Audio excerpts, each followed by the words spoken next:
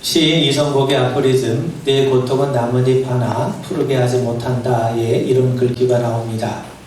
사이라는 것, 나를 버리고 사이가 되는 것, 너 또한 사이가 된다면 나를 만나리라.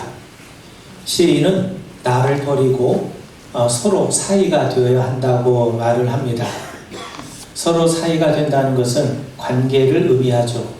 부모와 자녀의 관계, 형제 관계, 부부 관계, 친구 관계, 사람과 사람 사이, 즉 관계 속에서 우리는 존재하게 됩니다. 그런데 시인은 얘기하기를 나를 버릴 때 관계가 맺어진다는 거예요. 내가 고집을 부리면 좋은 관계, 깊은 관계를 이룰 수가 없습니다. 여러분, 우리의 인생이라고 하는 것과 생명은 서로 연결이 되어 있습니다. 세상의 그 어느 것도 홀로 존재할 수 없습니다. 관계를 떠나서는 어느 누구도 살아갈 수가 없는 겁니다. 그러므로 우리의 존재, 우리의 삶의 의미와 목적은 관계 속에서 찾아야 합니다. 여러분, 나라고 하는 것은 1인칭이죠. 반면 그것은 3인칭입니다. 그런데 나와 그가 또 나와 그녀가 좋은 관계 안에 들어서게 되면 그는 그대와 같은 기적 같은 2인칭으로 탄생하게 됩니다. 자, 여러분, 마가복음이 기록된 목적이 바로 이겁니다. 마가는요, 자신의 기록한 글을 접하는 독자인 우리가 꼭 알아차리기를 바라는 것이 있어요. 그것이 무엇이냐면 다름 아니라 관계라고 말씀합니다. 그렇다면 누구와의 관계냐?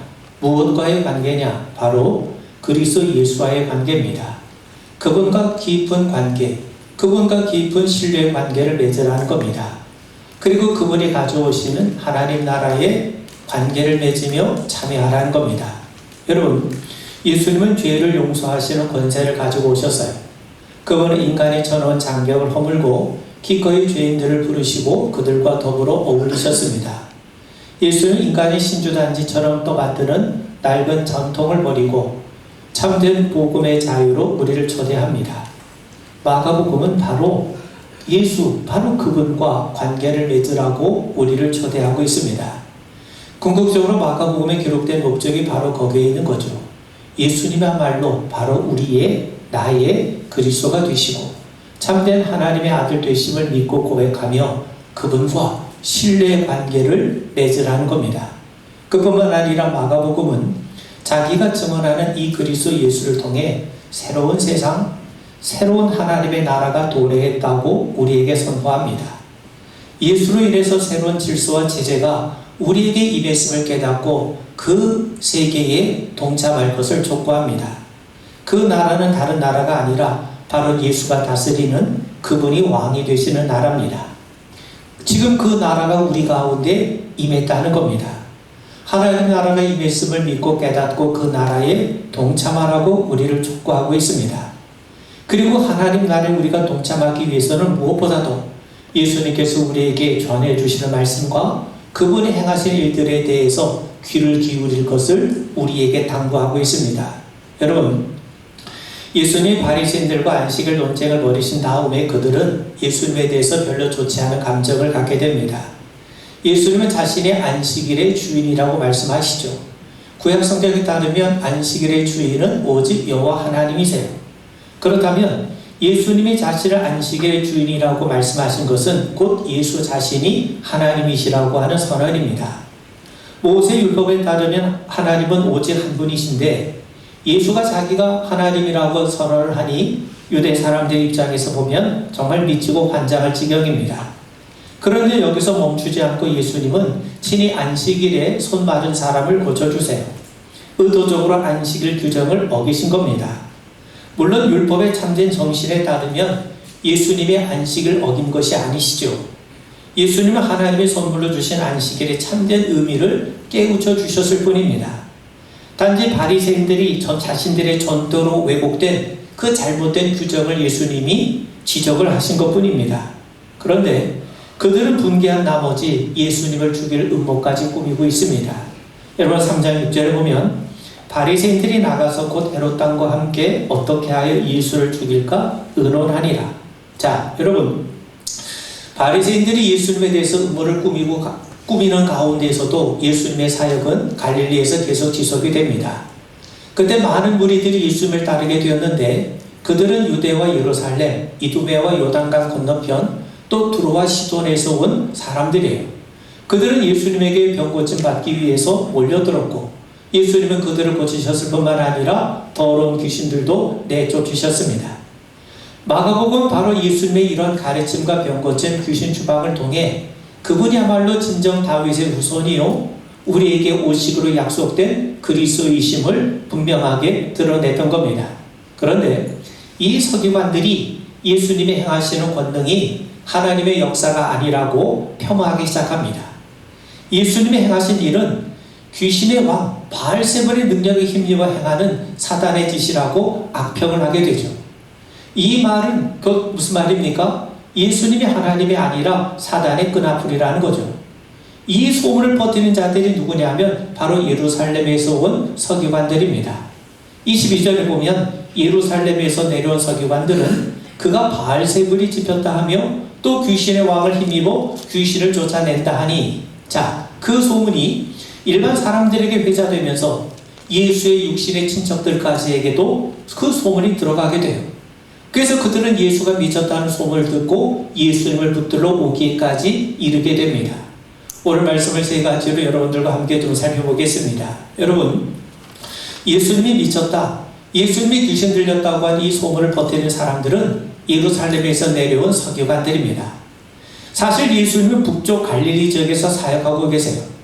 그런데 예수님에 관한 소문이 어느 정도로 퍼졌냐면 남쪽 예루살렘에게까지 그 소문이 퍼진 겁니다. 예루살렘에서 서기관들이 내려와서 소문을 낼 정도면 예수를 악평할 정도라면 변방에 있었던 바리새인들뿐만 아니라 예루살렘에 있었던 주류 바리새인들에게조차도 예수님은 경계의 인물이 되었다는 겁니다. 자, 여러분, 그렇다면 서기관은 과연 누굽니까? 여러분, 우리가 보통 바리새인들을 율법에 대해서 아주 철저하게 헌신하는 자들로 인정을 합니다. 그런데 그 바리새인들의 정신적인 원조가 되는 자들이 서기관입니다. 서기관 한마디로 말하면 아주 전문적인 율법학자라고 보면 됩니다. 당시 서기관들은 율법학자로서뿐만 아니라 당시 유대 사회의 지도층으로 부각이 되어 있었던 사람들입니다. 그런데 바로 그 서기관의 원조가 누구냐면 우리가 잘 아는 구약의 에스라입니다. 여러분, 바벨론 포로기가 끝날 무렵 BC 457년에 에스라는 소수의 유대 사람들을 데리고 바사지국에서 유대 땅으로 그들을 데려옵니다. 성경에 따르면 에스라는 모세 율법에 아주 익숙한 학사라고 표현하고 있어요. 여기서 학사를 나타내는 이 히브리 말이 소페르인데 이 소페르라고 하는 말을 구약에서는 학사로 번역했지만 신약에서는 서기관으로 번역을 해요. 그런 의미에서 서기관의 원조는 바로 이 에스라입니다. 자, 여러분, 성경은 에스라를 이렇게 표현하고 있어요. 에스라 7장 10절에 보면 에스라가 여호와의 율법을 연구하여 준행하며 율례와 규례를 이스라엘에게 가르치기로 결심하였더라.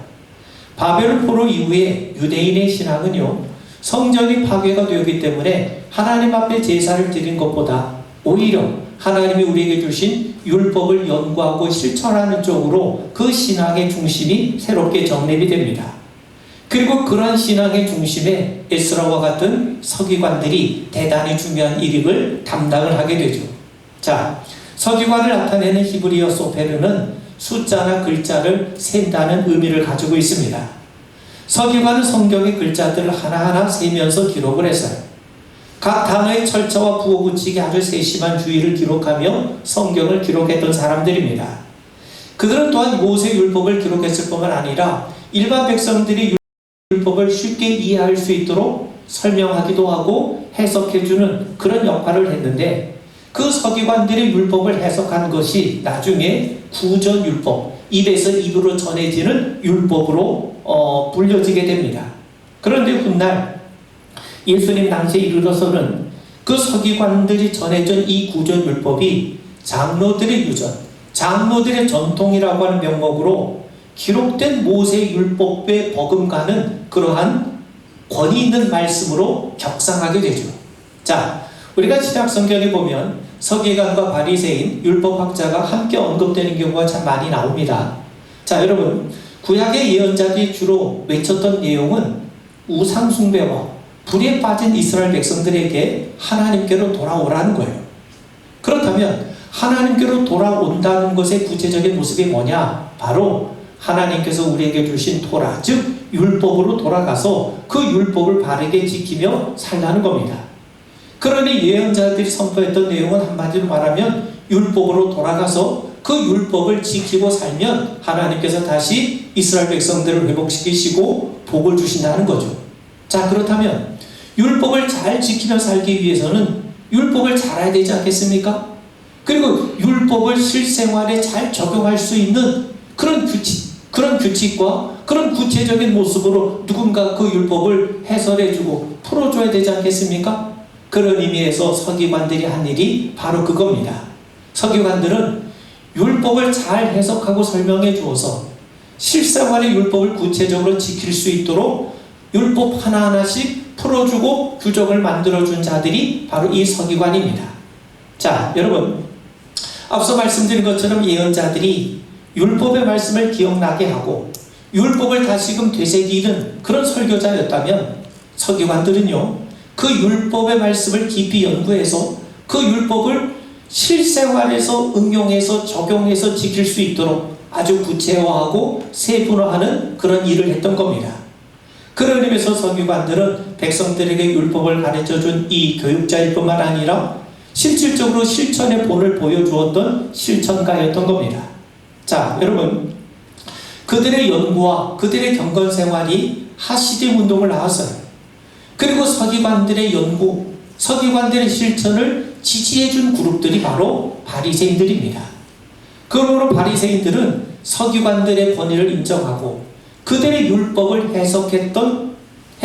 그들의 율법 해석을 지지하고 따랐던 무리들, 바로 그들이 바리새인들인 거죠.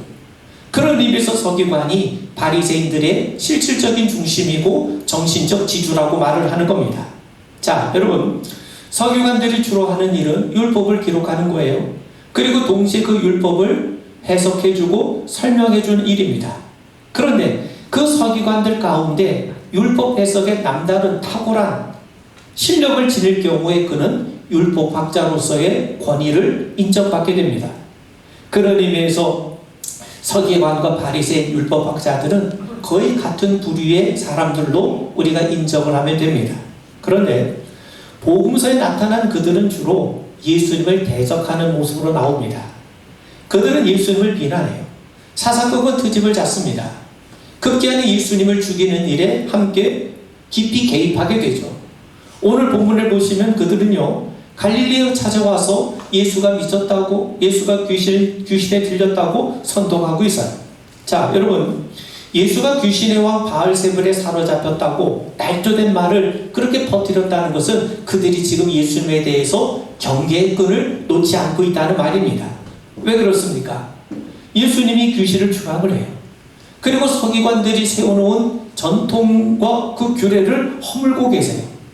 또 이 서기관들이 경원시했던 이 죄인들과 더불어 식사하고 안식일 규정까지 깨뜨리며 더 나아가 자신이 하나님이심을, 자신이 하나님과 동등한 권위를 갖고 계신 분이심을 드러내고 계세요.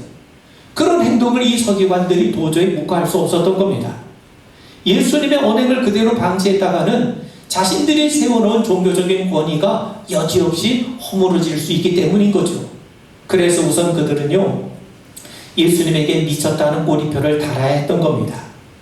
그래 사람들이 예수님의 언행을 진지하게 받아들이지 않을 수 있기 때문이죠. 예수가 귀신의 왕에 사로잡혔다고 해야 사람들이 예수의 말과 행동을 경멸할 수 있기 때문이죠. 귀신 들린 자의 언행을 누가 따를 수 있겠습니까?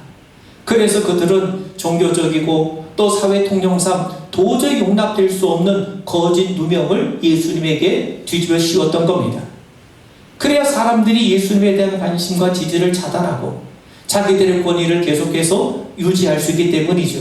자, 그런데 그들의 소문이 얼마나 꼬리에 꼬리를 물고 얼마나 빨리 확산되었는지 그의 친척, 즉 예수의 친척들이 예수를 미쳤다며 잡으러 오는 그런 지경에까지 이르게 되었던 겁니다. 자, 그런데 그렇다면 예수님은 이 부분에 대해서 어떻게 대처하셨는가? 23절 이하를 제가 다시 한번 읽어봅니다. 예수께서 그들을 불러다가 비유로 말씀하시되 사단이 어찌 사단을 쫓아낼 수 있느냐? 또 만일 나라가 스스로 분쟁하면 그 나라가 설 수 없고 만일 집이 스스로 분쟁하면 그 집이 설 수 없고 만일 사단이 자기를 거슬러 일어나 분쟁하면 설 수 없고 망하느니라. 예수님은 그들과 같은 수법으로 대응하지 않으세요. 누명을 씌웠다 하면서 억울함을 호소하지도 않습니다. 그저 그들의 주장에 나타난 세 가지 잘못된 점을 지적해 주시고 계십니다. 첫째는요, 사단이 어떻게 같은 편 사단을 쫓아낼 수 있겠느냐, 이게 말이나 되느냐 하는 거죠. 사단이 사단을 내쫓는다면 그것은 이미 자기들끼리 싸운 것이 되는 겁니다. 여러분, 같은 편끼리 싸울 수 있습니까? 여러분, 우리는 동족이 서로 칼과 총을 맞대고 싸운 비극을 경험하지 않았습니까? 자녀들끼리 서로 싸우면 형제간의 우애, 가족이 깨어지지 않겠습니까? 마찬가지로 사단이 사단에 대해서 서로 대적해 싸운다면 사단의 나라가 이미 분열되는 것인데 그렇게 하고서 어떻게 사단의 나라가 바로 유지될 수 있겠는가? 이건 말도 되지 않지 않느냐? 예수님은 이것을 지적하고 계세요. 그런데 여기는 아주 중요한 것이 있습니다. 그게 무슨 말이냐면 예수님은 지금 자신을 귀신의 왕 바알세불에 힘입어서 귀신을 쫓아내고 있다는 서기관들의 잘못된 주장을 예수님이 지적하고 계시고 있지 않습니까? 그런데 한편으로는요, 그들의 말이 옳은 것도 있어요. 지금 예수님이 오심으로 인해서 귀신이 추방되고 있지 않습니까? 예수님은 귀신을 추방함으로써 지금 사단의 나라를 흔들고 계시는 겁니다. 요한일서 3장 18절에 보면 사도 요한이 말씀하기를 하나님의 아들이 나타나신 것은 마귀의 일을 멸하려 하심이라. 마귀의 일을 멸하시기 위해서 예수님이 오셨고 마귀를 멸한 일이 지금 귀신 추방을 통해 일어나고 있지 않습니까? 여러분, 우리가 앞서 살펴봤던 것처럼 마가복음 1장에 보면 예수님이 회당에서 가르치실 때 귀신 들린 자가 예수님에게 뭐라고 얘기합니까? 나사렛 예수여, 우리가 당신과 무슨 상관이 있나이까? 우리를 멸하러 오셨나이까? 나는 당신이 누구인지를 아노니 하나님의 거룩한 자니이다. 예수님이 말씀하시니까 귀신도 예수님을 알아보고 추방당하고 있지 않습니까? 그런 의미에서 여러분, 마가복음에 따르면 예수님은 하나님 나라를 가져오신 분이세요.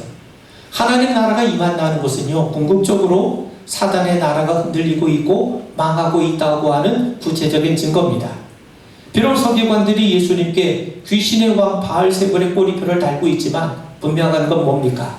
예수님으로 인해서 지금 귀신이 추방당하고 있고 사단의 나라가 망하고 있고 대신 하나님의 나라가 임하고 있다는 거예요. 이게 마가가 우리에게 증거하는 내용입니다. 두 번째는요, 사단이 자기 나라를 망하게 할 권한을 예수에게 줄 리가 없다는 거죠. 여러분, 서기관들이 주장하는 대로 예수가 사단의 힘을 빌려서 사단을 쫓아내면 이는 사단이 자기 왕국을 멸망할 권한을 예수에게 주었다는 말 아닙니까? 그건 논리적으로 말이 되지 않아요. 여러분 생각해 보세요. 여러분들이 건물을 짓기 위해서 건축자에게 공사를 맡겨요. 공사가 다 마치고 난 다음에 여러분이 다시 그 건축자에게 이 건물을 헐어도 좋다고 그런 권한을 줄 수 있겠습니까? 그럴 수 없죠. 그런 권한을 주기 위해서 건물을 짓는 사람은 있을 수 없는 것 아닙니까? 마찬가지입니다. 사단은 더 많은 사람들을 자기 수하에 두고 싶어 해요. 더 많은 일을 장악하고 싶어 합니다. 사단도 자기 세력을 확장하기 위해서 지금도 우는 사처럼 달려드는데 어떻게 예수를 통해 자기 세력을 망하게 할 수 있겠느냐는 겁니다. 무엇보다도 사단은 예수가 누군 줄 압니다. 앞서 말씀드린 것처럼 사단은 예수가 자기를 멸하러 오신 분임을 알고 있어요. 그런데 어떻게 예수님과 합세할 수 있겠습니까? 이거는요, 논리적으로 말이 되지 않는다는 거예요. 예수님은 그것을 지적하고 계신 거죠. 그리고 세 번째는요, 성령의 능력을 보라는 겁니다. 자, 여러분, 서기관들은 지금 예수님이 귀신의 왕의 힘으로 귀신을 쫓아낸다고 몰아세우고 있어요. 자, 여러분, 바알세불은 원래 문자적인 의미는 파리 대왕인데 예수님 당시에는요, 귀신 중의 귀신, 즉 혹은 사단을 직접 일컫는 대신 바알세불이라고 하는 이름으로 사단을 대신 사용하는 속어의 일종이었습니다. 그렇다면 그들은 왜 예수님이 귀신의 왕과 합세하고 있다고 그런 흑소문을 낸 겁니까? 여러분 생각해 보세요. 예수가 사단의 힘을 빌리지 않은 것이라면 예수님은 사실상 하나님의 능력과 영으로 행동하시는 것이 됩니다. 그렇다면 예수님이 귀신을 추방해요. 죄를 사하는 권세를 가지셨다고 선언합니다. 죄인들과 더불어 식사를 하세요. 인자는 안식일에도 주인이라고 선언합니다. 이 모든 것이 누가 하시는 일이 되는 겁니까? 하나님이 하시는 일이 되는 거예요. 그런데 서기관들이나 바리새인들이 볼 때 예수님이 하시는 그 말씀과 일은 자기들이 생각했던 것, 자기들이 원했던 것과는 전혀 반대 방향으로 가는 것처럼 보여요. 그래서 자기들의 권위와 기득권을 지키기 위해서 예수님이 귀신의 힘으로 장난하고 있다고 흑소문을 냈던 겁니다. 그래야 사람들이 예수님을 거부할 것 아닙니까? 그들은 예수님의 성령의 능력으로 하나님의 능력으로 행하시는 것을 인정하고 싶지 않았던 거예요. 예수님을 사단의 끈앞으로 몰아가야 그래야 사람들이 예수님을 거부하게 되고 자기들의 종교적인 권위와 기득권을 유지할 수 있다고 여겼기 때문이죠. 그때 실상은 어떻습니까?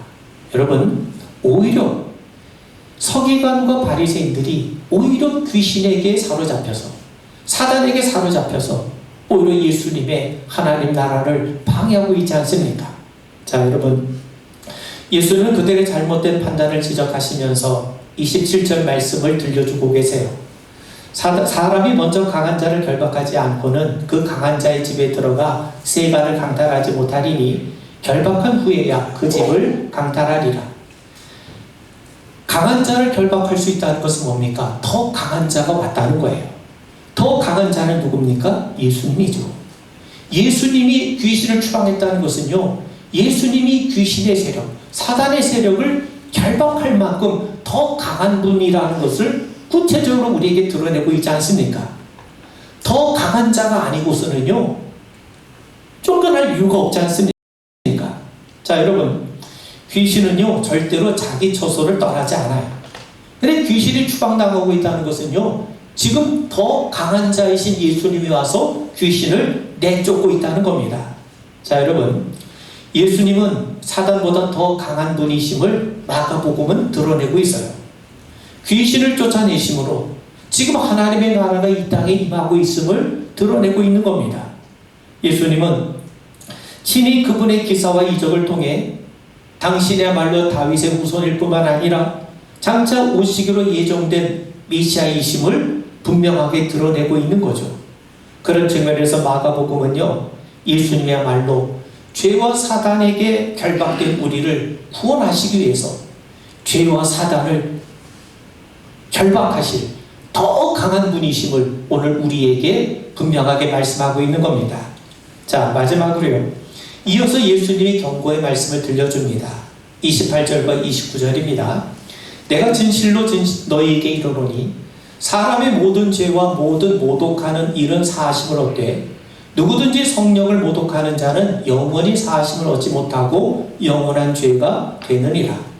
자, 여러분, 음모를 꾸미는 자의 특징이 뭡니까? 절대로 진실을 보지 못한다는 거예요. 아니, 진실이 있어도 보려고 하지 않습니다. 서기관과 바리새인들이 그러하죠. 그들은 예수님을 통해 하나님의 능력이 나타나고 있다는 것을 보고 있음에도 불구하고 거부하고 있습니다. 자, 오늘 말씀을 통해서 예수님은 사람의 모든 죄 다 용서받을 수 있다. 모든 모독하는 죄 다 용서받을 수 있다고 하세요. 그런데 성령을 모독하는 자는 영원히 용서받지 못한다고 말씀합니다. 그렇다면 여러분, 하나님이 용서하지 못하시는 죄가 있다는 말입니까? 하나님께 용서받지 못할 죄가 있다는 말입니까? 그렇지 않아요. 하나님이 용서하지 못할 죄는 없어요. 하나님께 용서받지 못할 죄는 존재할 수가 없는 겁니다. 여러분, 이것을 뭐가 증명하느냐? 십자가가 증명하잖아요. 십자가는요, 하나님께서 우리에게 자신을 어디까지 내어주실 수 있는가 하는 것을 보여줍니다. 하나님은 우리를 위해서 하나님의 사랑하는 아들 곧 성자 하나님까지 아낌없이 우리에게 내어주신 분이 어찌 우리의 죄를 용서하지 않으실 수 있겠습니까? 뿐만 아니라 십자가는요, 예수님이 하나님의 뜻을 따르기 위해서 어떤 극한에까지 가서 순종하셨는가를 우리에게 보여줍니다. 예수님은 하늘의 보좌를 버리셨어요. 뿐만 아니라 십자가에서 부끄러움을 개의치 않으시고 자기의 생명을 내어주실 만큼 하나님 앞에 순종하셨어요. 그렇다면 십자가를 통해 나타난 그 엄청난 하나님의 사랑, 십자가를 통해 드러난 예수님의 그 급진적인 이 순종으로 인해서 용서받지 못할 죄는 있을 수가 없는 겁니다. 만약 용서받지 못할 죄가 있다면 예수님의 십자가는 구원을 이루는 통로가 될 수가 없는 거죠. 자, 그렇다면 성령을 모독하는 죄는 영원히 사하심을 받지 못한다는 것은 무슨 의미인가? 자, 여러분, 사도 요한은요, 요한일서 5장 16절에서 세상에 많은 죄가 있는데 그 죄를 크게 나누면 사망에 이르는 죄가 있고 사망에 이르지 않는 죄가 있다고 말씀합니다. 사망에 이르는 죄는 용서받지 못할 죄요. 또 사망에 이르지 않는 죄는 용서받을 수 있는 죄라는 거죠. 그런데 요한은 이것을 말한 이유가 뭐로 우리에게 말씀하냐면 요한일서 5장 13절에 보면 내가 하나님의 아들의 이름을 믿는 너희에게 이것을 쓰는 것은 너희로 하여금 너희에게 영생이 있음을 알게 하려 함이라. 자, 쉽게 말씀을 드리면 영생이 있는 자는 죄를 지어도 용서받을 수 있고 반면에 영생이 없는 자는 죄를 지으면 용서받을 수 없다는 겁니다. 그러면 영생이 있는 자는 누굽니까? 지금 사도 요한은 우리에게 분명하게 말씀하기를 하나님의 아들 곧 예수의 이름을 믿는 자가 영생을 소유한다고 말씀합니다. 예수를 믿는 자들은 영생을 가졌고 그렇기 때문에 비록 죄를 지었더라도 용서받을 수 있다는 거예요. 반면 예수를 믿지 않는 자들은 영생을 갖고 있지 못하기 때문에 죄를 지으면 용서받을 수 없다는 거예요. 그렇다면 관건 중요한 게 뭡니까? 하나님의 아들 예수를 믿느냐 믿지 않느냐 거기에 달려있는 거죠. 자, 성령을 모독하는 자는 영원히 용서받지 못하는 것도 같은 맥락입니다. 여러분, 예수님께서 우리에게 보혜사 성령을 보내주셨어요. 성령이 오셔서 하시는 일이 뭡니까? 요한복음 14장 26절에 보면 보혜사 곧 아버지께서 내 이름으로 보내실 성령 그가 너희에게 모든 것을 가르치고 내가 너희에게 말한 모든 것을 생각나게 하리라. 성령이 하시는 일은 예수님께서 우리에게 가르치시고 행하신 일들을 생각나고 기억나고 깨닫게 하고 믿게 하시는 거예요. 여러분, 예수님 십자가에서 다 이루었다고 말씀하지 않습니까? 예수는 다 이루셨다고 했는데 세상 달라진 거 아무것도 없어요. 예수님의 제자들은 부활을 보고도 그 의미를 깨닫지 못했습니다. 그러다가 오순절 성령 강림을 통해서 제자들은 비로소 예수님의 십자가를 통해서 엄청나게 귀한 일을 하셨구나. 예수님의 십자가를 통해서 우리에게 죄 용서함을 허락하셨구나. 하나님과 우리 사이 막힌 땀을 허물어서 하나님과 우리가 서로 화해하고 소통하고 하나님의 은혜의 보좌 앞까지 나갈 수 있는 길을 열어주셨구나. 예수님의 십자가를 통해서 죄인된 우리를 의인 되게 하시고 성도가 되게 하시고 하나님의 사람이 되게 하신 거구나. 그걸 깨달은 거예요. 예수를 통해서 자신에게 이루어진 것이 무엇인지를 깨닫게 되자 그들은 담대하게 복음을 전하며 살기 시작할 수 있었던 겁니다. 여러분, 이 일이 어떻게 이루어졌습니까? 오순절 성령 강림을 통해서 이루어졌죠. 그런 의미에서 여러분, 성령이 오시기 전까지는 어느 누구도 예수의 말씀과 이적의 참된 의미를 깨달을 수가 없어요. 성령이 오셔서 기억나게 하시고 깨닫게 해주시고 설명해 주시고 감화 감동시켜 주시고 믿게 해주셔야 우리가 알 수 있는 겁니다. 그런 의미에서 성령은 모든 것을 가르치시고 생각나게 하시고 깨닫게 하신 분이세요. 여러분, 세례 요한 잘 아시죠? 세례 요한이 예수님을 바라보면서 보라, 세상 죄를 지고 가는 하나님의 어린 양으로다 그렇게 외쳐요. 그런데도 그가 감옥에 갇혔을 때 제자들 예수님 앞에 보내서 예수님, 오실 그 이가 당신입니까? 아니면 우리가 다른 사람을 기다려야 됩니까? 이렇게 물어요. 그건 무슨 말입니까? 세례 요한이라 할지라도 그 세례 요한의 증언이 온전한 것이 아니라는 거예요. 세례 요한도 성령을 통하지 않고서는 예수님이 누군지를 정확히 알 수가 없었다는 거죠. 그런 의미에서 여러분, 성령이 오셔야 됩니다. 바울은요, 고린도전서 2장에서 왜 성령이 우리에게 오셔야 되는가 이유를 말씀해요. 하나님이 우리에게 주신 것은요, 눈으로 볼 수 없어요. 귀로도 듣지 못해요. 마음으로도 우리가 생각할 수가 없어요. 하나님은 그것을 오직 성령을 통해서만 보이십니다. 왜냐하면 성령님만이 하나님의 깊은 것까지도 통달하시기 때문이죠. 그래서 우리는 하나님의 영, 즉 성령을 통해서만 하나님이 우리에게 행하신 일이 뭔지, 하나님께서 우리에게 베푸신 은혜가 무엇인지를 알 수가 있고, 성령을 통해서만이 이것이 하나님 기뻐하시는 것인지 아니면 하나님을 대적하시는 것인지를 분별할 수 있게 됩니다. 그래서 바울은 결론적으로 고린도전서 12장 3절에서 성령으로 아니하고는 누구든지 예수를 주시라 할 수 없느니라. 성령이 함께하지 않으면 어느 누구도 예수님을 알 수도 없고 믿을 수 없다는 겁니다. 자, 여러분, 성령님은 예수의 말씀뿐만 아니라 그분이 행하신 이적과 여러 가지 기사까지 포함해 모든 것을 가르쳐 주세요. 그러면서 그분이야말로 하나님의 아들이 되시고 우리 그리스도가 되심을 우리에게 밝히 증언하셔서 믿게 하십니다. 이것이 성령이 오셔서 하신 일입니다. 그러므로 성령을 모독하는 죄는 다른 게 아니에요. 성령의 증언을 받아들이지 않는 겁니다. 성령이 예수님이 그리스도라고 하나님의 아들이시라고 우리에게 증언을 하시는데도 받아들이지 않고 거부하는 것, 이게 성령을 모독하는 죄입니다. 한마디로 말하면 예수를 믿지 않는 거죠. 예수를 믿지 않는 것, 예수를 거부하는 것이 바로 성령을 모독하는 죄입니다. 예수를 믿지 않고 오히려 귀신 들렸다고 모독하면서 어떻게 주님이 주시는 구원을 받을 수 있고 그분이 가져오신 하나님 나라에 동참할 수 있겠습니까? 그런 의미에서 여러분, 마가복음이 우리에게 증언하는 건 다른 것이 아닙니다. 예수님을 그리스도로 믿으라는 거예요. 그분의 말씀을 통해서, 그분의 행하시는 여러 가지 이적을 통해서, 그분의 언행을 통해서 그분이 하나님께서 우리에게 보내주시는 참된 그리스도가 되시고 그분이 성자 하나님이심을 믿고 그분이 이루신 하나님 나라의 기쁨으로 참여하라는 겁니다. 이게 바로 마가복음이 우리에게 증언하는 겁니다. 우리 기도하겠습니다. 하나님 성령을 통해서 우리가 예수님을 온전히 알고 그분을 영접하며 그분을 믿고 신뢰하며 따라가는 우리 모든 성도들 되게 하옵소서.